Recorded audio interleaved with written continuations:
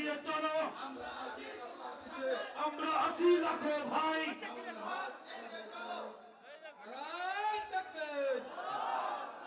নারায়ে তাকবীর, নারায়ে তাকবীর, আল্লাহু আকবার, নারায়ে তাকবীর, আল্লাহু আকবার। হকের আগমন, আসসালাম স্বাগতম, আসসালাম স্বাগতম, মামুনুল হকের আগমন, আসসালাম স্বাগতম। নারায়ে তাকবীর, আল্লাহু আকবার।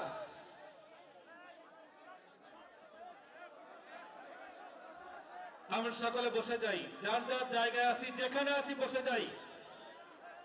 আমরা সকলে বসে যাব 1 মিনিটের মধ্যে। আমরা হুজুরকে সব থেকে সুন্দর এবং প্রাণবন্ত একটি প্রোগ্রাম উপহার দিতে চাই। রাজি আছি না? বসে যাই, যে যেখানে আছি ওইখানেই বসে যাই। সময় মাত্র 1 মিনিট। যুদ্ধের ময়দানে কমান্ড যখন হয়, সৈনিক সেই কমান্ডকে 1 সেকেন্ড দেরি করে না, জায়গায় বসে যায়। শেখুল হাদিস ইবনে শেখুল হাদিস আল্লামা মামুনুল হক আমাদের মাঝে ইতিমধ্যেই মঞ্চস্থ করেছেন। এ পর্যায়ে আপনাদের সম্মুখে কোরআন ও হাদিস থেকে মূল্যবান আলোচনা পেশ করছেন মজলুম জননেতা আল্লামা মামুনুল হক। মজলুম জননেতা শেখুল হাদিস আল্লামা মামুনুল হক। নারায়ে তাকবীর, নারায়ে তাকবীর। নগরবাসীর পক্ষ থেকে, হাটবাসীর পক্ষ থেকে আজকে 4 জেলায় সফর করেছি। খুব আলহামদুলিল্লাহ কি হিসাবে বললেন, আল্লাহ শুকরিয়া। তো সর্ব অবস্থায় অনেক বেশি কষ্ট হইতেছে আলহামদুলিল্লাহ। সকালে শুরু করছি আমরা খুলনা থেকে, সেখান থেকে কিছু যশোরে, যশোর থেকে কিছু সাতক্ষীরা, সাতক্ষীরা থেকে আসছি বাগেরহাট। আসলে মূলত আপনাদের এখানে আসা ওয়াজ করার জন্য না, সবাই মানে যে হুজুর কোন রকম খালি দেখা সাক্ষাৎ করতে আসেন, আমরা দেখলেই হবে। কিন্তু পরে আসলে শুধু দেখলে আর মন জোড়ায় না, তারপরে পরে কিছু ওয়াজ করেন। তারপরে খালি ওয়াজ করলেও হয় না, খালি যে কিছু কথা বলবো, কিছু ওয়াজ নসিহত করবো, এতেও আপনাদের তৃপ্তি হবে না। কেন তৃপ্তি হবে না? আপনারা যে আমার নাম শুনলে আসেন হলো স্লোগান দেওয়ার জন্য। স্লোগান তো আর খালি মাঠে দেওয়া যায় না, তো আগে তো কথাবার্তা করে পরিবেশ উত্তপ্ত করতে হয়, তারপরে সেটা কি হয় স্লোগান। আর আপনারা তো স্লোগান দেন একটা মাহফিলে, স্লোগান দেন 1 মিনিট 2 মিনিট, একটা রুটি ভাজতে তো 1 মিনিট লাগে, কিন্তু তাওয়া গরম হতে তো অনেক সময় লাগে। আর এইভাবে একদিনে যদি 4 জায়গায় তাওয়া গরম করতে হয়, তাওয়া তো গরম হয়, কিন্তু যার উপর দিয়ে যায় আল্লাহ পাক রব্বুল আলামিন আমাদের সকলকে বুঝতে দান করেন। তো এই জন্য শুধুমাত্র এটা একটা ভালো জিনিস যে আমরা দিনের কথা শুনে নিজেদের মধ্যে একটা প্রেরণা আসবে, আমরা আল্লাহর বড়ত্বের কিছু স্লোগান তুলব, ঘুমন্ত ইমানদারদেরকে জাগ্রত করার চেষ্টা করব, এগুলো চলবে। আবার কিছু দিনের কথা বুঝতে হবে, কথা বুঝে সেই কথা অনুযায়ী পরিকল্পিত ভাবে মানুষের কাছে দাওয়াত পৌঁছাইতে হবে এবং মানুষকে প্রস্তুত করতে হবে।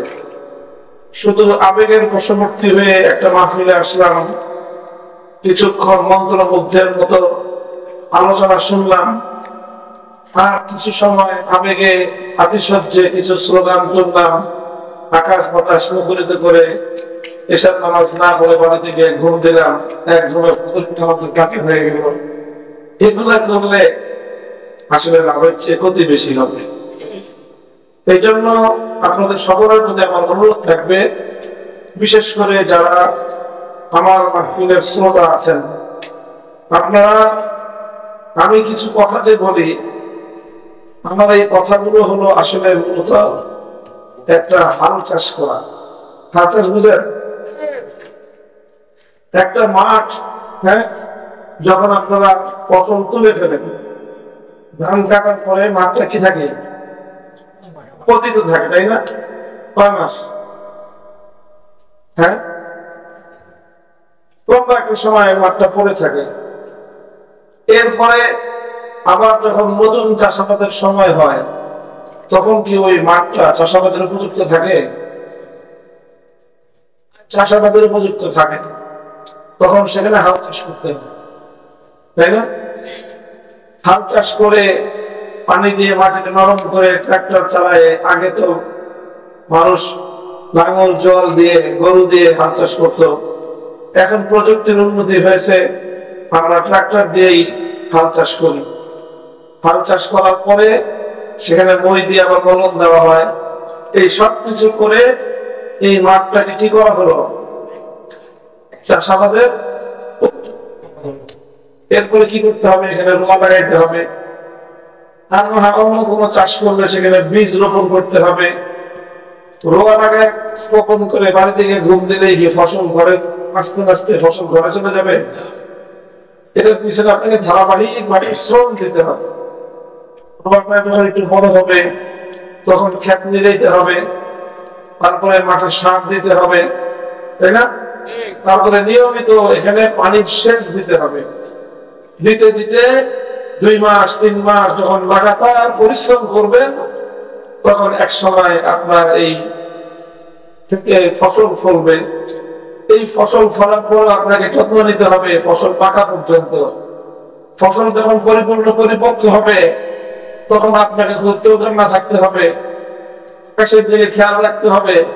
ফসল যখন পাকে, তখন যদি একদিন শিলাবৃষ্টি হয়, তো সারা ফসলের সমস্ত পরিশ্রম একদিনের 2 ঘন্টার শিলাবৃষ্টিতে সব মাঠের মধ্যে শেষ। এই জন্য আবহাওয়ার খেয়াল রাখতে হয়। আশঙ্কা থাকলে প্রয়োজন একটু আগেই ফসল কেটে ঘরে তুলতে হয়। একটু ধারাবাহিক পরিশ্রম করলে তাহলে আপনার গোলায় ধান উঠবে। কথা ঠিক? এই যে আমরা যে মাহফিল করি, আমাদের এই মাহফিলটা হলো চাষাবাদ। এই মাহফিলটা মাহফিলগুলো কি? মাহফিলগুলো হলো ধান চাষ। হাত চাষ করলাম। হাত চাষ করার দ্বারা অনেক মানুষ যাদের অন্তরের মধ্যে ইসলামের প্রতি দরদ ছিল না, তাদের অন্তরের মধ্যে ইসলামের প্রতি দরদ সৃষ্টি হয়। যাদের মনে আল্লাহর দ্বীনের জন্য বেশি ভালোবাসা ছিল না, একটু ভালোবাসা বাড়ে। আল্লাহু আকবার, নারায়ে তাকবীর বলতে বলতে তার মধ্যে একটা জজবা আসে, একটা প্রেরণা আসে। অর্থাৎ যেই মাঠটা ফসলের চাষাবাদের উপযুক্ত ছিল না, মাহফিলের দ্বারা এরকম অনেক মানুষের অন্তর দ্বীনের কাজের জন্য তৈরি হয়। এখন চাষাবাদের জন্য মাঠ তো তৈরি হলো, কিন্তু চাষি গিয়ে যদি ঘুম দেয়, তাহলে এই মাঠে কোনো ফসল ফলবে? ফসল না ফলে বড় উল্টা আগাছা জন্ম নেবে। যে মাঠে হাল চাষ করলেন কিন্তু কোনো ফসল করলেন না, সেই মাঠে আগাছা আগের চেয়ে আরো বেশি হবে। ঠিক এরকম মাহফিল করলাম, একটা হাল চাষ হলো, গোটা এলাকার মানুষের মধ্যে একটা মনোভাব তৈরি হলো, দ্বীনের জন্য কাজ করবে, ইসলামের জন্য কাজ করবে, আল্লাহর দ্বীনকে কায়েম করার জন্য তারা মেহনত করবে, আল্লাহর দ্বীনকে বিজয়ী করবার জন্য তারা চেষ্টা সাধনা করবে। এইরকম মানুষের একটা মনোভাব তৈরি হলো। মানে হলো এখন এখানে চাষাবাদ করার জন্য মাঠটা হাল চাষ হয়ে মাঠটা তৈরি হয়ে গেল, মানুষ তৈরি হয়ে গেল। এই মানুষগুলোর কাছে কাছে গিয়ে আপনি তাদের অন্তরের মধ্যে আল্লাহর দ্বীনের রোয়া রোপণ করেন, বীজ রোপণ করেন, তাদেরকে দ্বীনের একটা কাজের মধ্যে সম্পৃক্ত করে দেন। যেই কাজে আপনি মানুষকে প্রস্তুত করতে চাচ্ছেন, সেই কাজের মধ্যে মানুষকে সংযুক্ত করে দেন, রোয়া লাগায় দিলেন। এবার রোয়া লাগায় দিলে ধান হয়ে যাবে? পর্যায়ক্রমে তাকে পরিচর্যা করতে হবে, তার মধ্যে নানা ধরনের ত্রুটি বিচ্যুতি আসবে। তখন সেখানে আবার মাঠের মধ্যে কি করতে হয়? মাঠের মধ্যে আগাছা পরিষ্কার করতে হয়। এটাকে কি হবে? ক্ষেত নিতে হয়। মানুষকে যারা এই যে হাল চাষে তৈরি হলো, তাদের অন্তরে আপনি গিয়ে দিনের কাজের বীজ বপন করতে হবে, রোয়া লাগাইতে হবে, এরপরে মাঝে মাঝে নিবাইতে হবে, এখানে মাঝে মাঝে আবার সার দিতে হবে, ওই মানুষগুলোকে একত্রিত করে আবার দিনের কিছু কাজের কথা বলতে হবে, তাদেরকে নিয়ে দিনের পথে চলতে থাকতে হবে, নিয়মিত সেচের পানি দিতে হবে। এইভাবে দিতে দিতে যখন আপনি দীর্ঘদিন একটা মানুষের পিছনে মেহনত করবেন, তখন সেই মানুষটা একদিন আপনার চেয়ে বড় আল্লাহর দিনের সৈনিকে পরিণত হবে। এখন আমরা হলাম ওই হালের বলদ ভাই, মেহনত করে চেষ্টা করে কষ্ট করে অনেক কষ্ট করতে পারবো, কিন্তু কাজটা কি করবো, সারা দেশে আমরা হাল চাষ করে গেলাম, কিন্তু হাল চাষ করার পরে যদি পরবর্তী ধাপের কাজগুলো না করা হয়, তাহলে হাল চাষ করাটা সম্পূর্ণ বেকার। এই ট্রাক্টর চালাইতে যাতে খরচ করেন এটাই নষ্ট হলো, এটা যে ভাড়া করলেন ট্রাক্টরের ভাড়াটাই নষ্ট হলো, এই ট্রাক্টরটা যে একটা লোক চালাইলো সব বেকার হবে যদি পরবর্তী ধাপের কাজগুলো না করা হয়। এই জন্য মুহতারাম হাজিরিন, আমার প্রথম অনুরোধ থাকবে আপনাদের কাছে যে এই যে হাল চাষ করতেছি, ব্যাপকভাবে আমাদের এই মাহফিলের সিজন গুলোতে সারা বাংলাদেশ হাল চাষ হয়, কিন্তু আমরা দুর্ভাগ্যজনকভাবে হাল চাষ হওয়ার পর থেকে আমরা ঘুম দেই, এর জন্য আমাদের এই ফসলগুলো ঘরে উঠে না। আমাদের এক মৌসুমে যে পরিমাণ মানুষ বাংলাদেশে মাহফিলগুলোতে ওয়াজ শুনতে আসে আলেমদের, এই মানুষগুলো যদি বাংলাদেশে ইসলাম প্রতিষ্ঠার জন্য শপথ দিত, তাহলে বাংলাদেশে ইসলাম ছাড়া অন্য কেউ কোনো কথা বলার সাহস পায় না। কিসের ধর্মনিরপেক্ষতাবাদ, কিসের আব্রাহাম লিঙ্কনের থিওরি, কিসের কার্ল মার্কস, মাও সেতুং, লেনিনদের আদর্শ, এগুলো তো মুসলমানদের দেশে কেউ কথা বলার সাহস করার কথা না। এই সমস্ত কথা নিয়ে আসলে সাধারণ মানুষই তো তাদেরকে বয়কট করার কথা, তাদেরকে পিঠে এলাকা ছাড়া করার কথা, কিন্তু হয় না কেন?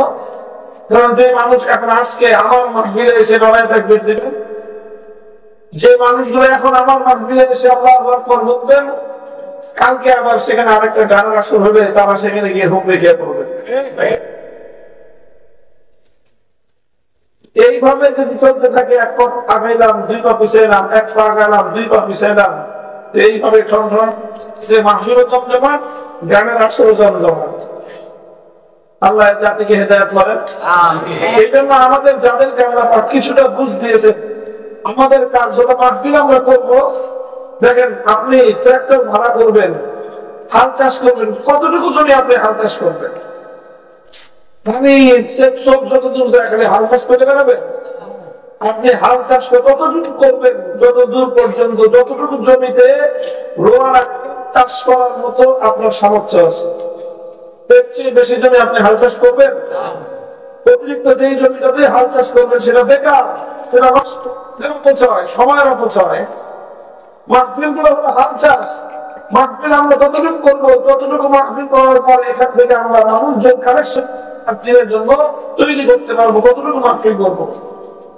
এই কথাগুলো যেন মনে থাকে, এই উদ্দেশ্যে আমরা মাহফিল করবো যে মাহফিল হলো হাল চাষ। এই হাল চাষের মাধ্যমে মানসিকতা তৈরি হয় আল্লাহর দিনের জন্য। এরপরে অব্যাহত মেহনতের মাধ্যমে একটা মানুষকে আল্লাহর দিনের সৈনিক হিসেবে, আল্লাহর দিনের একজন নিবেদিত প্রাণ, আল্লাহর দিনের একজন কর্মী হিসেবে, আল্লাহর দিনের উপর একজন চন্দ্রমালা হিসেবে একটা মানুষকে প্রস্তুত করা যায়। আল্লাহ বুঝার তৌফিক দান করেন।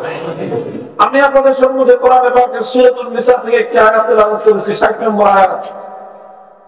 আয়াতের মধ্যে আল্লাহ পাক রব্বুল আলামিন বলেন, আলাম তারা ইলাল্লাযীনা ইয়াযউমুনা আন্নাহুম আমানু বিমা উনজিলা ইলাইকা ওয়া মা উনজিলা মিন ক্বাবলিকা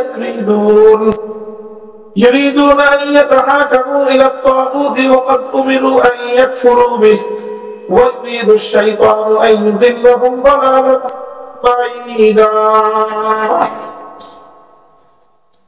আল্লাহ বলেন যে দেখো, কিছু মানুষ আছে, বড় আশ্চর্যজনক বিষয়, আল্লাহ নিজে আশ্চর্য প্রকাশ করতেছেন যে লক্ষ্য করছেন কিছু মানুষ এমন আছে যে তারা দাবি করে যে তারা নাকি ঈমানদার, দাবি করে তাদের দাবি অনুযায়ী তারা দাবি করে যে তারা নাকি ঈমানদার, তারা ঈমান এনেছে, এই কথা তারা দাবি করে। অথচ يريدون أن يتحاكموا إلى الطاغوت তারা চায় তাদের কাছ থেকে বিচার নিতে, তারা চায় তাগুতের কাছ থেকে ফয়সালা মানতে, তারা তাগুতের কাছে সিদ্ধান্ত চায়। এই হলো তাদের অবস্থা। অথচ আল্লাহর পক্ষ থেকে তাদেরকে নির্দেশ দেওয়া হয়েছে তাগুতের কাছে বিচার চাইবে তো দূরের কথা, তাগুতকে পরিপূর্ণভাবে অস্বীকার করতে বলা হয়েছে। অথচ সেই মানুষগুলো মুখে বলে নিজেরা দাবি করে ইমানদার, অথচ তাগুতের কাছে বিচার চায় আর আল্লাহ পাক তাগুতকে অস্বীকার করার নির্দেশ দিয়েছেন। কোরআনের এই আয়াতের স্পষ্ট অর্থ হলো এই যে যারা তাগুতের কাছে বিচার চাইবে, সিদ্ধান্ত চাইবে, তারা আর কিছু হলে হতে পারে, হাজি হতে পারে, গাজী হতে পারে, পাজি হতে পারে, অনেক কিছুই হতে পারে, কিন্তু ইমানদার হতে পারে। এটা হলো কোরআনের কথা। কোরআনের সূরাতুল বাকারার মধ্যে আল্লাহ পরিষ্কার করে বলেছেন, ফাতাবায়ানার রুশদু মিনাল গায় ফামান ইয়াকফুর বিত-তাগুতি ওয়া ইউমিন বিল্লাহি ফাকাদ ইসতামসাকা বিল উরওয়াতিল ওয়াসতা। যে কোনটা সঠিক পথ কোনটা ভুল পথ দিবালোকের ন্যায় পরিষ্কার। সুতরাং যে ব্যক্তি তাগুতকে অস্বীকার করবে আর আল্লাহর উপর ঈমান আনবে, সেই একমাত্র সঠিক পথকে শক্তিশালী ভাবে ধরবে। অর্থাৎ শুধু আল্লাহর উপর ঈমান আনলে চলবে না, আল্লাহর উপর ঈমান আনার আগে তাগুতকে অস্বীকার করতে হবে, তাগুতের ব্যাপারে কঠোর হতে হবে। আল্লাহ বলেন, আল্লাযীনা আমানু ইউকাতিলুনা ফী সাবিলিল্লাহ ওয়াল্লাযীনা কাফারু ইউকাতিলুনা ফী সাবিলিত তাগুত। যারা ঈমানদার তারাও লড়াই করে, যারা বেঈমান তারাও লড়াই করে। লড়াই দুই পক্ষ করে, তবে ঈমানদাররা লড়াই করে আল্লাহর পথে, আর বেঈমানের দল লড়াই করে তাগুতের পথে। সব জায়গায় একটাই কথা, সেটা হলো একদিকে আল্লাহর দল, একদিকে আল্লাহর শক্তি, একদিকে আল্লাহর পক্ষ, বিপরীত দিকে হলো তাগুতের পক্ষ। এখন দুই পক্ষ, কিন্তু কিছু মানুষ চায় দুই নৌকায় পা দিয়ে সারা জীবন চলতে। তাদের নীতি, তাদের ইচ্ছা হলো যে আল্লাহর পক্ষেও থাকবে আবার তাগুতের পক্ষেও থাকবে। দুই পক্ষেও তারা থাকতে চায়, আল্লাহকেও নারাজ করতে চায় না, শয়তানকেও বেজার করতে চায় না। আচ্ছা বলেন, এটা কি সম্ভব? আল্লাহ নারাজ হবে না আবার শয়তানও খুশি থাকবে, এটা হয়? আল্লাহ যেখানে রাজি হবে শয়তান সেখানে নারাজ হবে, শয়তান যেখানে খুশি হবে আল্লাহ সেখানে বেজার হবে। দুই জায়গায়, সব জায়গায় উভয় গুণ রক্ষা করা যায় না। সাদা আর কালো একত্রিত হতে পারে না। একটা জিনিস একই সঙ্গে সাদা কালো হতে পারে না। একই সময়ে একই জায়গায় আলো আর অন্ধকার একত্রিত হতে পারে? আলো আছে, অন্ধকারও আছে, সম্ভব?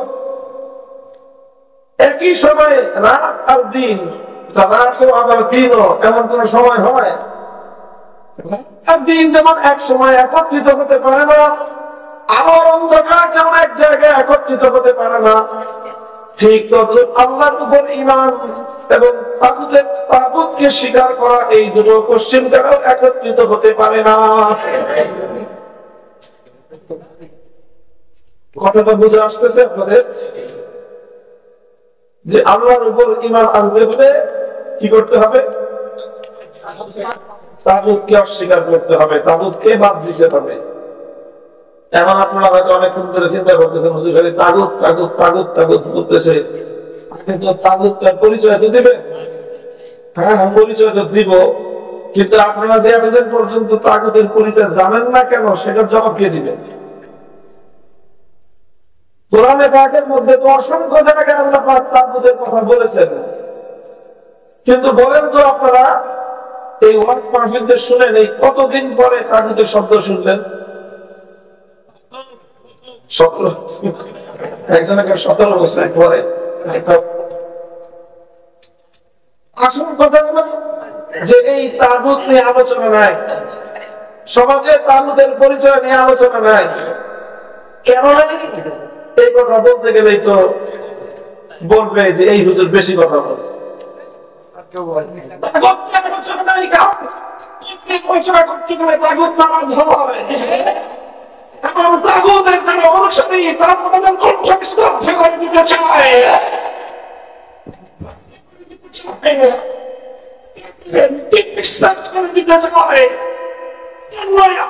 যখন তাগুতের বিরুদ্ধে জীবনটাকে নিয়ে মাঠে নামতে হবে।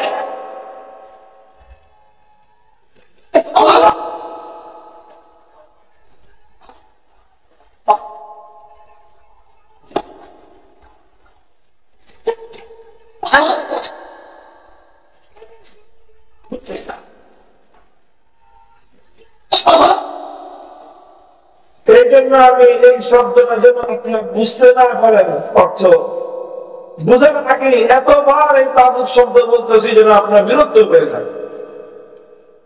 বিরক্ত আমার উপরে হয়ে না, নিজের উপরে পাবেন যে যেই কথাটা আল্লাহ পাক কোরআনে এতবার বললেন আমি কেন বুঝতেছি না। বলেন কোরআন পড়ানো, কোরআন বোঝা শুধু আমার দায়িত্ব মুসলমান হিসেবে, আপনাদের দায়িত্ব নাই? আপনি কেন তাগুত বুঝলেন না? এটা আমার ব্যর্থতা, আপনার ব্যর্থতা। আমি তাগুতের পরিচয় দিব, কিন্তু দেওয়ার আগে এতবার তাগুতটাকে উচ্চারণ করলাম যাতে প্রত্যেকটা শ্রোতার কানে ঢুকতে ঢুকতে অন্তরের মধ্যে যেন বাড়ি থাকে যে কোরআনের এই শব্দটা আমি কেন বুঝতেছি না। মোহতারাম হাজিরিন, যেহেতু কোরআনে পাকের মধ্যে অনেক জায়গায় এই তাগুতের কথা উল্লেখ হয়েছে, এই জন্য কাদিমান ওয়া হাদিসান সর্বদিকে যারাই কোরআন নিয়ে আলোচনা করেছেন, পবিত্র কোরআনের যারা ব্যাখ্যা করেছেন, তাফসীর করেছেন, তারা তাগুতের পরিচয় দিয়েছেন, সংজ্ঞা দিয়েছেন। সংজ্ঞা এবং সকল ব্যাখ্যা যদি একত্রিত করি তাহলে সার কথাটা, সারাংশ আমি আমার ভাষায় যদি আপনাদেরকে বুঝাতে চাই তাহলে সংক্ষেপে সহজ কথায় তাগুতের পরিচয় হলো যে এক আল্লাহর আসনে যদি কোনো গায়রুল্লাহকে বসানো হয়, আসন বুঝেন, আমি বসছি, এটা একটা আসন, এই আসনটা এখন আমার, কথা ঠিক কিনা? এই আসনটা আজকে কার জন্য? যিনি আলোচনা করবেন বক্তার জন্য এই আসন, তাই না? তো ঠিক এরকম আমার আল্লাহর জন্য একটা আসন নির্ধারিত আছে। আল্লাহর জন্য নির্ধারিত সেই আসনে আল্লাহকে ছাড়া অন্য কাউকে যদি বসানো হয় বা অন্য কেউ যদি বসে, তাকে বলা হয় তাগুত। কথা বুঝা গেল? যে আল্লাহর জন্য নির্ধারিত আসনে অন্য কাউকে বসানো হলে বা অন্য কেউ বসলে তাকেই কি বলা হয়? তাগুত বলা হয়। এবার আমি আপনাদেরকে দৃষ্টান্তের মাধ্যমে আরো পরিষ্কার করে বোঝাচ্ছি। যেমন ধরেন এই মহাবিশ্বের মধ্যে মানুষের ইবাদত করার উপযুক্ত একমাত্র কে? কথা পরিষ্কার? ইবাদত করার উপযুক্ত একমাত্র কে? সিজদা করার উপযুক্ত একমাত্র কে? এখন ইবাদত করার উপযুক্ত যদি একমাত্র আল্লাহ হয়ে থাকেন, এখন কোন মানুষ যদি ইবাদতকে আল্লাহর জন্য না করে অন্য কারোর জন্য করে, তাহলে মাবুদ হওয়ার কথা একমাত্র আল্লাহ। মাবুদ হওয়ার যে আসন, ওই আসনটা আল্লাহর জন্য নির্ধারিত। এখন মাবুদ হওয়ার সেই আসনে আল্লাহর পরিবর্তে যদি অন্য কেউ অন্য কাউকে বসায়, তাহলে যার ইবাদত করা হবে, যাকে মাবুদ বলা হবে, তাকেই বলা হয় তাগুত। কারণ মাবুদ হওয়ার আসনে বসবেন কে? মাবুদ হওয়ার আসন নির্ধারিত কার জন্য? তো কাজেই আল্লাহ যেখানে মাবুদ হবেন সেখানে অন্য কাউকে যদি মাবুদ বানানো হয় তাহলে সেই কি? যেমন সে যুগে মানুষ এক আল্লাহকে বাদ দিয়ে লাত, মানাত, উজ্জা, হুবাল এই সকল দেবতাকে মাবুদ বানিয়েছিল। তো আল্লাহর জন্য ইবাদত না করে যখন লাত, মানাত, উজ্জা, হুবাল এই সকল দেবতাগুলোর জন্য ইবাদত করা, তখন এই দেবতাগুলোকে বলা হবে তাগুত। বর্তমান যুগে মানুষ লাত, মানাত, উজ্জা, হুবালের পূজা করে না। এখন দুর্গা, সরস্বতী, কালী ইত্যাদি বিভিন্ন দেব দেবীর পূজা করে।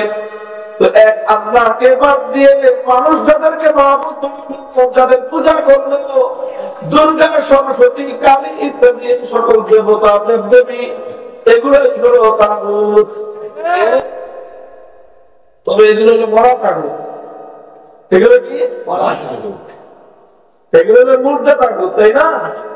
দুর্গার মধ্যে আছে, কালী মূর্তির কোনো দাম থাকে? এই সকল মূর্তি দেব দেবতা এগুলো হলো কি মরা তাগুত। কিন্তু তাগুত তাগুত তবে কি না, জিন্দা না। কেমন তাগুত? মরা তাগুত। কেমন তাগুত হলো? যে আল্লাহর যে ইবাদত একমাত্র কার জন্য করার কথা ছিল, আল্লাহর জন্য করার কথা ছিল, সেই ইবাদত যখনই কেউ আল্লাহকে বাদ দিয়ে অন্যের জন্য করলো, তো সে মাবুদের স্থানে আল্লাহর পরিবর্তে অন্য আরেকজনকে বসালো। আল্লাহর জন্য নির্ধারিত আসলে অন্য কাউকে বসানো হলে তাকেই কি বলা হয়? ইবাদত বলা হয়। কথা পরিষ্কার? সুতরাং আল্লাহর জন্য যে ইবাদত নির্ধারিত, এখানে অন্য কাউকে সামান্য পরিমাণ অংশীদারিত্ব দেওয়া যাবে। এই যে একমাত্র ইবাদতের উপযুক্ত কে, এটাকে বলা হয় তাওহীদ। কি বলা হয়? তাওহীদ মানে কি? একত্ববাদ। তাওহীদ মানে ঈমানের জন্য তাওহীদ হলো প্রথম শর্ত। ঈমানের সবচেয়ে গুরুত্বপূর্ণ বিষয়টাই হলো তাওহীদ।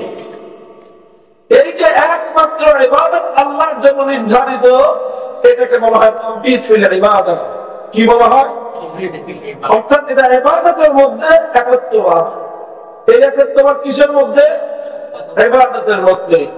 ইবাদতের মধ্যে যদি কেউ একত্ববাদকে স্বীকার না করে ঈমানদার থাকতে পারে? কেউ যদি মনে করে যে না, আল্লাহর জন্য কিছু ইবাদত করলাম, দুনিয়ার জন্য কিছু ইবাদত করি, ঈমানদার না বেঈমান? কথা পরিষ্কার?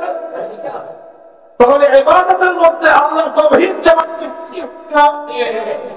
ইবাদতের মধ্যে আল্লাহর সঙ্গে যদি অন্য কাউকে শরীক করা হয়, তাহলে সে স্পষ্টভাবে কাফের, সে মুশরিক, সে বেঈমান।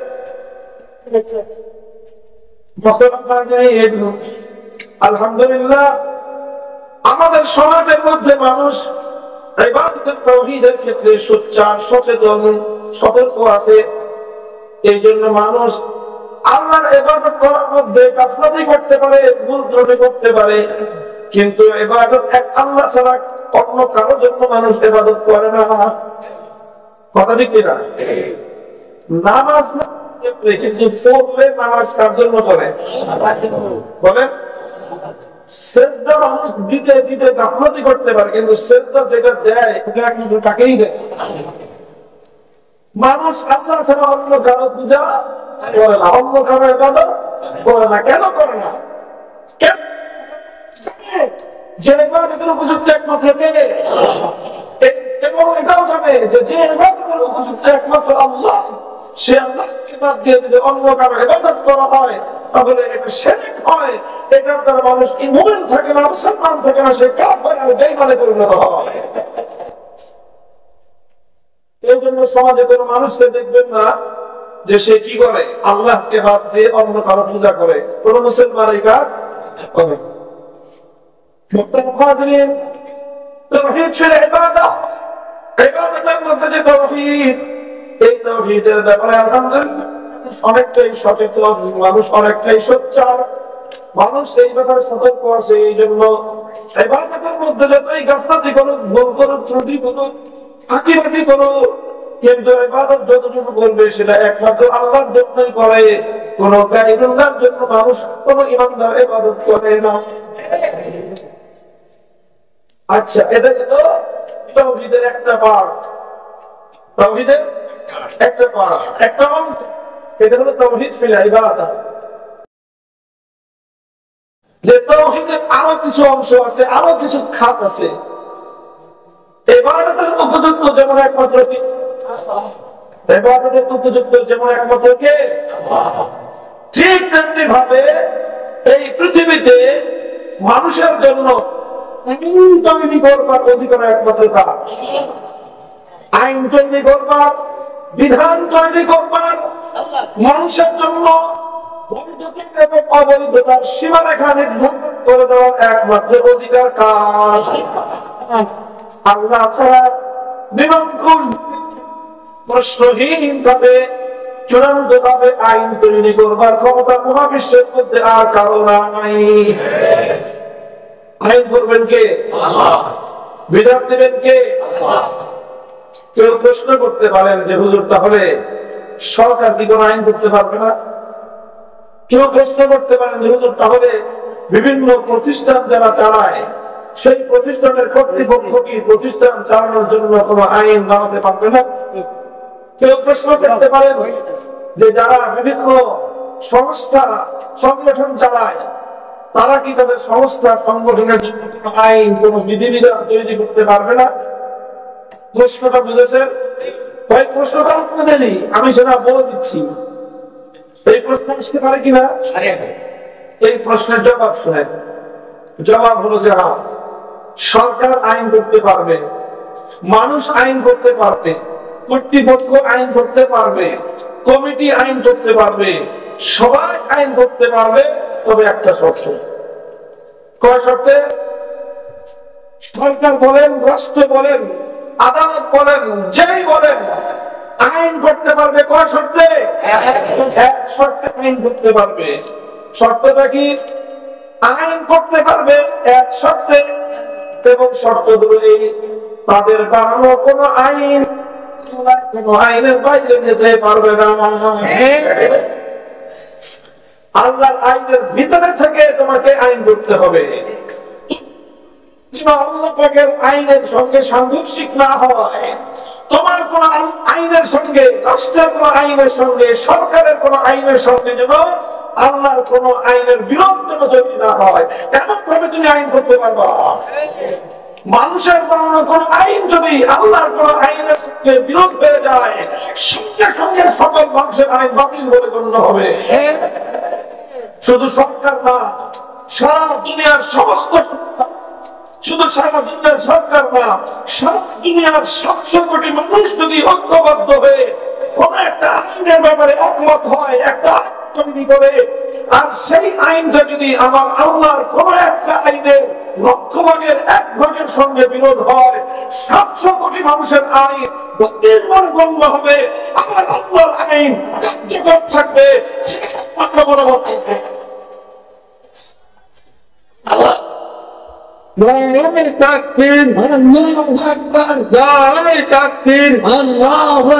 তন্ত্রমন্ত্রের দিন শেষ, তন্ত্রমন্ত্রের দিন শেষ।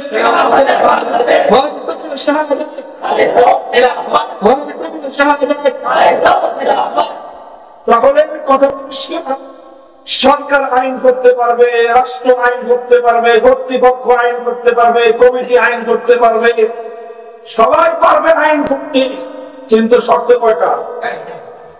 কয়টা শর্ত? কি শর্ত? আল্লাহর আইনের বিরুদ্ধে যেতে, যদি কেউ আল্লাহর আইনের বিরুদ্ধে আইন করে তাহলে সেই আইন বাতিল হয়ে যাবে।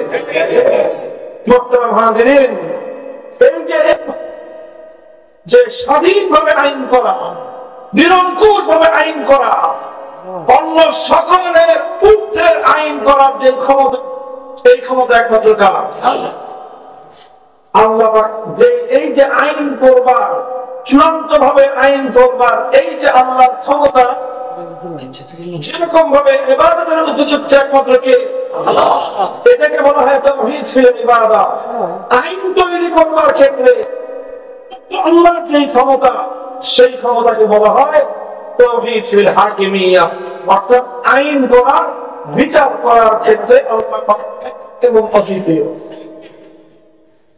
মুহতারাম হাজিরিন, ইবাদতের ক্ষেত্রে যদি কোন মানুষ আল্লাহর সঙ্গে অন্য কাউকে শরীক করে, ঈমান থাকে না। ইবাদতের মধ্যে যদি কোন মানুষ আল্লাহর সঙ্গে অন্য কাউকে এক মুহূর্তের জন্য শরীক করে, তার যেমন ঈমান থাকতে পারে না। আইন তৈরি করবার ক্ষেত্রে কোন মানুষ যদি এক আল্লাহর আইনের বিরুদ্ধে অন্য কোন মানুষের আইনকে বিশ্বাস করে নেয়, তখন সেই মানুষের ঈমান থাকতে পারে না। কথা পরিষ্কার, ঈমানের কথা খুলে খুলে বলতেছি। যেন কিয়ামতের দিনে এই কথা বলতে না পারেন যে হুজুর তো আমাদেরকে ঈমানের কথা বুঝায় নাই আল্লাহ, এই জন্য আমি বেঈমান হয়ে আসছি। তখন কিন্তু কোন অজুহাত আল্লাহর কাছে গ্রহণযোগ্য হবে না। ঈমানটা নিয়ে যাবে, অন্তত ঈমানটা নিয়ে গেলে বাকিগুলোর ব্যাপারে অজুহাত চলবে, বাকিগুলোর ব্যাপারে সুপারিশ চলবে, বাকিগুলোর ব্যাপারে মাপলাম সেটা আমার ক্ষমা করে দিবেন, কিন্তু ঈমানের প্রশ্নে কোনো ক্ষমা হবে না, কোনো ছাড় হবে না। আপনাকে আঘাত করে দিয়েছেন, করে দিয়েছেন, ইন্নাল্লাহা লা ইয়াগফিরু আন ইউশরাকা বিহি ওয়া ইয়াগফিরু মা দুনা যালিকা লিমান ইয়াশা। আল্লাহ পাক কেউ যদি তার সঙ্গে শরীক করা হয় এই অপরাধ আল্লাহ কোশ্চেন কেন ক্ষমা করবেন না। আল্লাহ অগ্রিম জানিয়ে দিয়েছেন শিরক ছাড়া অন্য যাবতীয় ছোট সব গুনাহ আল্লাহ চাইলে মাফ করে দিতে পারে।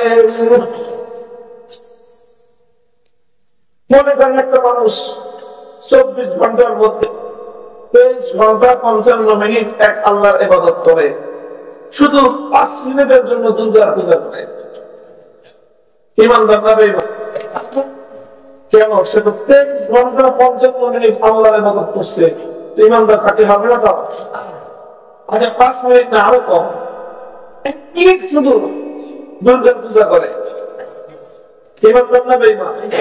যে 1 মিনিট না, এই শুধু 5 সেকেন্ডের জন্য দুর্গার পূজা করে প্রত্যেকদিন, ঈমানদার না বেঈমান? মুহতারাম হাজিরিন, এটা এমন একটা জিনিস এখানে কোনো কম্প্রোমাইজ চলে না, এটা এমন একটা জিনিস এখানে কোনো ছাড় চলে না, এখানে কোনো অংশীদারিত্ব এক মুহূর্তের জন্য আল্লাহ বরদাস্ত করেন না। আল্লাহ পাক রব্বুল আলামিন তাওহীদের ক্ষেত্রে, একত্ববাদের ক্ষেত্রে আল্লাহ পাক কোন মাখলুক, কোন গায়রুল্লাহর একচুল পরিমাণ অংশীদারিত্ব আমার আল্লাহ গ্রহণ করেন না, সেটাকে আল্লাহ পাক বরদাস্ত করেন না। এটা ইবাদতের ক্ষেত্রে যেরকম, ইবাদতের ক্ষেত্রে যেরকম এই কথা প্রযোজ্য, আইন তৈরি করবার ক্ষেত্রে আমার আল্লাহ যে একচ্ছত্র ক্ষমতা, ওই ক্ষমতার বাইরে গিয়ে কেউ যদি কোন আইন তৈরি করে তাহলে সে হলো তাগুত। আর যারা তাকে বিশ্বাস করবে, অনুগত করবে, তারা সব মুশরিক এবং বেঈমান। সন্দেহের কোন অবকাশ নাই, সন্দেহের কোন অবকাশ নাই। আল্লাহ পাক রব্বুল আলামিনের আইনের বিরুদ্ধে কোন আইন তৈরি করলে সেই আইন যারা তৈরি করবে তাদেরকে বলা হবে কি? সে আল্লাহর আইনের বাইরে গিয়ে কোন রাজা বাদশা যদি কোন আইন তৈরি করে সেই রাজা বাদশাকে বলা হবে তাগুত।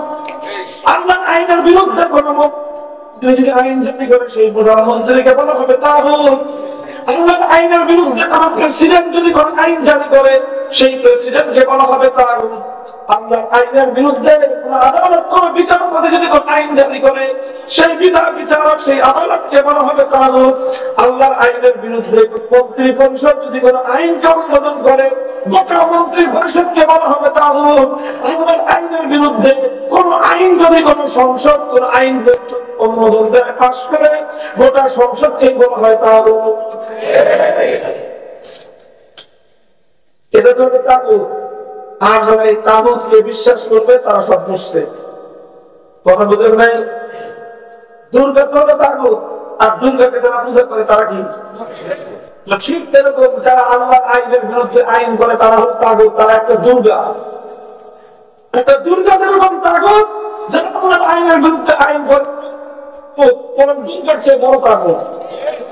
কেন বলেন? দুর্গা তো মরা, আর যারা আল্লাহর আইনের বিরুদ্ধে আইন করে হলো জেতা। দুর্গা, সরস্বতী, কালী এগুলো মূর্তা তাগুত। আল্লাহর আইনের বিরুদ্ধে যারা আইন তৈরি করে তারা হলো জিন্দা তাগুত। দুর্গার পূজারীরা যেরকম মুশরিক, দুর্গার পূজারীরা যেরকম ঈমানদার হতে পারে না, যারা জিন্দা তাগুতদের আইনকে অনুসরণ করে, জিন্দা তাগুতদের আইনকে যারা বিশ্বাস করে, করতে পারে, ঈমানদার হতে পারে না, মুসলমান হতে পারে না।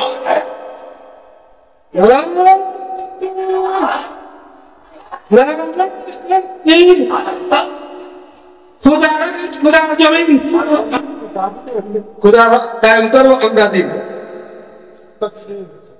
ষোলোটা আগে মুখস্থ করাইছেন? একটা সময় লাগিয়ে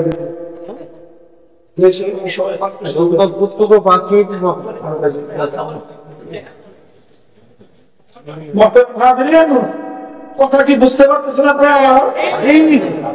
দেখেন লম্বা চওড়া গল্প গুজব বলে লাভ নাই, সেই জায়গার সমস্যা সরাসরি সেই সমস্যায় হাত দিচ্ছে। আর এই জন্য যারা আল্লাহর আইনের বিরুদ্ধে আইন করে এরা আমাদের দেখতে পারে না। এই তাগুতের দল এরা আমাদেরকে বরদাস্ত করতে পারে। কারণ আমরা যেখানে হাত দিয়েছি এই জায়গাটা যদি মুসলমানদেরকে বুঝাইতে পারি, এরা মুসলমানদের ইমানদারদের ইমান নিয়ে ব্যবসা করতে পারবে না। আমাদেরকে আমরা যখন এই সমস্ত কথা বলি একদম আছে আমাদেরকে বলে ধর্ম ব্যবসায়ী, বদমাইশ। ধর্ম ব্যবসায়ী আমরা না, ধর্ম ব্যবসায়ী তো তারা একান্ত অবগত ইমানদারদের ইমানকে হরণ করে বেঈমান বানায়, লক্ষ কোটি মুসলমানদের ইমান আমার টুপি মাথায় দিয়ে নির্বাচন আসলে মসজিদে আসে। তোমরা ধর্ম ব্যবসায়ী, তোমরা মানুষের সঙ্গে ধোকা, মানুষকে ধোকা দেওয়ার জন্য ধর্মের ব্যবস্থা লাগায় দাও। আর যারা ধর্মের কথা বলে, আল্লাহ বাস্তবায়ন করার কথা বলে, যারা ইসলামী হুকুমত বাস্তবায়ন করার কথা বলে, ইসলামী রাষ্ট্র করবার কথা যারা বলে, তারা ধর্মের জন্য জীবন দিতে প্রস্তুত।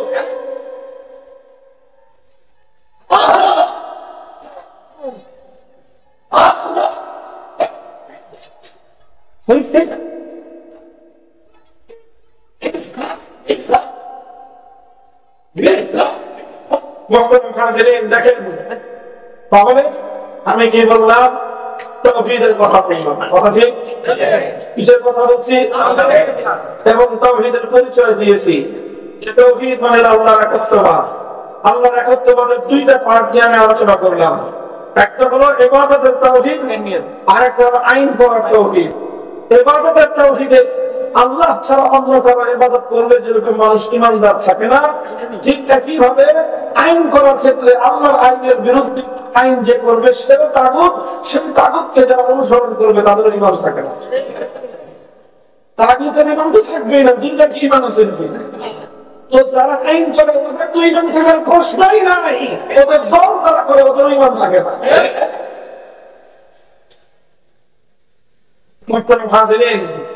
এরপরের কথাটা শুনেন। দেখেন, মুসলমানদের মধ্যে এরকম মানুষ কল্পনাই করতে পারতো না যে মানুষ হয়ে আল্লাহ আইনের বিরুদ্ধে আইন করতে পারে। এই ধারণা, এই কল্পনা মুসলমানদের মধ্যে কোনোদিন ছিল না। বলেন, আগের যুগে কোন বাড়িতে কোন মানুষ কল্পনা করতে পারতো যে ফোলা হয়ে বাপের বিরুদ্ধে কথা বলতে পারে? মানুষ আর ছেলে, বাপের ছেলে হয়ে বাপের সামনে বড় কথা বলবে, যে এক সময় মানুষ কল্পনায়। এখন ঘরে ঘরে পড়া বাবার সাথে বড় করার কথা।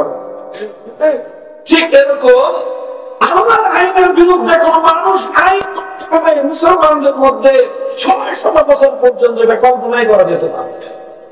মানুষ মনে করত যে আল্লাহ হলেন সৃষ্টিকর্তা, আমাদেরকে খাওয়ান, পরান, বাঁচায় রাখছেন, আল্লাহর আসমানের নিচে থাকি, আল্লাহর জমিনের উপরে থাকি, আল্লাহর বাতাস থেকে নিঃশ্বাস গ্রহণ করে আল্লাহর পানি খেয়ে বেঁচে আছি, সব আল্লাহর বিরুদ্ধে আমি আইন করে কি করে? এটা মানুষ কি করতে পারতো না, কল্পনায়।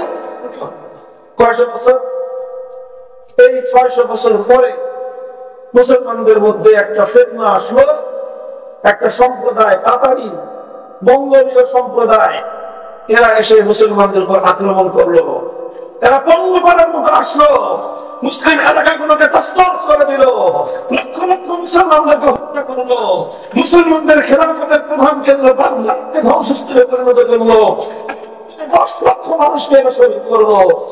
এই সব বিরাট মুসলমানদের এলাকায় দখল করে নিয়ে মুসলিম সমাজের মধ্যে সর্বপ্রথম তারা আল্লাহর আইন উৎখাত করে দিয়ে আল্লাহর আইনের জায়গায় তাতারিদের নেতা চেঙ্গিস খান, সেই চেঙ্গিস খান কিছু আইন তৈরি করেছিল। সেই আইনের বইয়ের নাম ছিল ইয়াসিন। তারা সেই চেঙ্গিস খানের বানানো আইন মুসলিম জাতির উপর চালায় দিল। এই প্রথম ৬০০ বছর পরে ৭ম শতাব্দীতে এসে মুসলমানদের উপর এই বিপদ আসলো। এই বিপদ আসার সঙ্গে সঙ্গে মুসলমানদের আলেম সমাজ তারা অনেক ত্যাগ আর কোরবানি স্বীকার করে এর মোকাবেলা করেছেন, লড়াই করেছেন, জিহাদ করেছেন, জীবন দিয়েছেন, রক্ত দিয়েছেন, জেল খেটেছেন, জুলুম খেটেছেন। সে যুগের সবচেয়ে বড় শেখুল ইসলাম ইবনে তাইমিয়া রাহমাতুল্লাহ আলাইহি সরকার কারারুদ্ধ হয়েছেন, জীবনের দীর্ঘ সময় অন্ধকার প্রকোষ্ঠে কাটিয়ে দিয়েছেন, সবকিছু বলেছেন, কিন্তু আল্লাহর আইনের বিরুদ্ধে মানুষের বানানো আইন এক মুহূর্তের জন্য মেনে নেন নাই। তাদের এই ত্যাগ এবং কোরবানির বদৌলতে সাহায্য করতেন। তখন তাতারিরা পরাজিত হয়ে কিছু তাতারি মুসলমান হয়ে গেল, বাকিরা ধ্বংস হলো, মুসলিম সমাজে আবার আল্লাহর আইন ফিরে আসে। এরপরে আবার চলে গেল আরো 700 বছর। এই 700-800 বছর পর্যন্ত আবার 700 বছর পর্যন্ত মুসলমানদের মধ্যে আর দ্বিতীয়বার কখনোই আল্লাহর আইনের জায়গায় কোন মানুষের আইন ছিল না। এরপরে আসলো 18 শতকে এই ভারতবর্ষ ইংরেজরা দখল করে নিল, এরকম আরব এলাকা ফ্রান্স দখল করে নিল, ইতালি দখল করে নিল, আফ্রিকার বিশাল অঞ্চল। এইভাবে ইউরোপীয় পশ্চিমা সাম্রাজ্যবাদ যখন মুসলমানদের উপর আগ্রাসন চালালো, এরা মুসলমানদের ইংরেজরা আসার আগে 800 বছর পর্যন্ত ভারত মুসলমানরা পরিচালনা করেছে, নেতৃত্ব দিয়েছে, শাসন করেছে। মুসলমানদের কাছ থেকে দেশগুলো দখল করে নিয়ে পশ্চিমা এই সাম্রাজ্যবাদী খ্রিস্টানরা যে কাজটা করলো, সবচেয়ে বড় ভয়ঙ্কর অভিশাপের যে কাজটা, সেটা আল্লাহর আইনকে উৎখাত করে দিয়ে ব্রিটিশ তার নিজের বানানো আইনের দ্বারা দেশকে শাসন করা শুরু করে। এইভাবে চলল 190 বছর। কত বছর? 1757 সাল থেকে 1947 সাল পর্যন্ত 190 বছর এই দেশে এই ব্রিটিশদের আইন এবং ব্রিটিশদের শাসন চলল। মুসলমানরা 190 বছর পর্যন্ত ব্রিটিশের বিরুদ্ধে সংগ্রাম করলেন, লড়াই করলেন, আজাদী সংগ্রাম করলেন, স্বাধীনতার সংগ্রাম করলেন, জিহাদ করলেন, অসংখ্য অগণিত আলেম এবং মুসলমানরা রক্ত দিলেন, জীবন দিয়ে শেষ পর্যন্ত ব্রিটিশদেরকে দেশ থেকে বিতাড়িত করলেন। বিতাড়িত করার পর মুসলমানরা বলল যে আমরা এখন এমন একটা দেশ চাই যেই দেশে আইন চলবে কার। হিন্দুরা বলল যে না, আমরা এমন একটা দেশ চাই যেই দেশে যেই দেশ চলবে ধর্ম নিরপেক্ষ মতবাদ। তখন আর হিন্দু মুসলিম একমত হতে পারবে না, দেশটা তখন ভাগ হয়ে গেল। 1947 সালে কিনছে দেশ, কি হয়েছে দেশ ভাগ হয়েছে। হিন্দুরা নিচে এক ভাগ, ওই ভাগে হিন্দুরা তাদের ধর্ম নিরপেক্ষ মতবাদ অনুযায়ী দেশ চালাবে। মুসলমানরা পাইতো আরেক ভাগ, ব্রিটিশরা মুসলমানদেরকে ঠকাইছে, হিন্দুদেরকে জিতাইছে, বড় ভাগটা ওদেরকে দিয়েছে। 16 আনার মধ্যে 12 আনা 11 আনা ওদেরকে দিয়ে দিয়েছে, 4 আনা মুসলমানদেরকে দিয়েছে। মুসলমানদেরকে আরো অনেক ভাবে ঠকাইছে। এলাকার মধ্যে সীমান্তের মধ্যে যে এলাকায় খনি আছে, যে এলাকায় ভালো পাথর আছে, যে এলাকায় নদী আছে, যে এলাকায় দার্জিলিং আছে, পর্যটন স্পট সবগুলো হিন্দুদেরকে দিয়ে মুসলমানদেরকে সবভাবে বঞ্চিত করছে, বৈষম্য করছে। মুসলমানরা সব মেনে নিয়ে বলছে ঠিক আছে, আমরা সব দিক দিয়ে ঠকলাম, কিন্তু এরপর আমরা একটা ভূখণ্ড চাই, একটা দেশ চাই, যে দেশে আর কিছু থাকবে না থাক, না খেয়ে থাকবো, প্রয়োজনে পেটে পাথর বাঁধবো, কিন্তু এমন একটা দেশ চাই, এমন একটা মানচিত্র চাই যে দেশে আইন চলবে কার। 1947 সাল মুসলমানরা আলাদা দেশ পাইল, কিন্তু দুর্ভাগ্য মুসলমানদের এই দেশ পাওয়ার পরেই 24 বছর পর্যন্ত পশ্চিম পাকিস্তানের খান পাঠান স্বৈরতন্ত্রী শাসকরা জাতির সঙ্গে গাদ্দারি করে বিশ্বাসভাবে কথা বলবো, আল্লাহর আইনের কথা বলে, ইসলামী শরীয়তের কথা বলে, কোরআন সুন্নাহর কথা বলে দেশ থেকে আলাদা করার পর ওরা আবার সেই ব্রিটিশদের গোলামি শুরু করে দেব। আল্লাহ যখন বললেন ওদেরকে যে কথা এরকম ছিল না, কথা তো ছিল মুসলমানদের জন্য যেই দেশ হবে সেই দেশে আইন চলবে কার, ইসলামী শরীয়ত চলার কথা। এখন আপনারা আবার সেই ব্রিটিশের গোলামি করতেছেন কেন? তখন পশ্চিম পাকিস্তানিরা বলতো যে হুজুর, রাষ্ট্রটা এখনই ইসলামের এই কঠোর বিধান এই শিশু রাষ্ট্র হজম করতে পারবে না, এই জন্য একটু সময় দেন, আমরা আস্তে আস্তে তৈরি করে আনি, শিশু রাষ্ট্রটা একটু বড় হলে তখন আমরা ইসলামী শরীয়ত কায়েম করবো। 5 বছর 10 বছর 15 বছর 20 বছর চলে যায়, এই শিশু আর কি হয় না, এই শিশু 24 বছর চলে গেল, কিন্তু দুইটা খাটার শিশু আর বড় হলো না, বালের হলো না। তো আপনি বলেন যে পড়া 24 বছরে বালিক হয় না, ওই পড়া সমালোচ হবে কবে? বলেন আর কোনদিন হবে? আমরা 24 বছরের মানুষ কি শিশু থাকে? পৃথিবীর সকল অবিচার ফ্যাসিবাদ স্বৈরতন্ত্রের বিরুদ্ধে আবু সাইদের মতো বুক করে দাঁড়ায় না।